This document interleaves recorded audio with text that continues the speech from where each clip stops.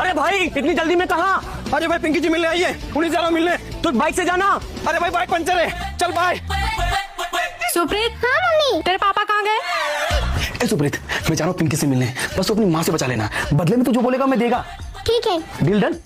Done. कहाँ खो गया? कहीं नहीं मम्मी। मैं पूछ रही हूँ तेरे पापा कहाँ हैं? पापा तो दोस्तों के साथ घूमने गए हैं। ठीक है। अरे यार पिंकी। रुक जा बेटा, मुझे इग्नोर मत कर। मुझे पता है तुम्हारे मोबाइल में जादू काम नहीं कर रहा है। जादू करने के लिए सबसे पहले इस लाइक वाले बटन को दबाना है और फिर इस सब्सक्राइब वाले बटन को दबाना है। उसके बाद इस शेयर वाले बटन को दबाना है, फिर व्हाट्सएप को दबा के रखना है।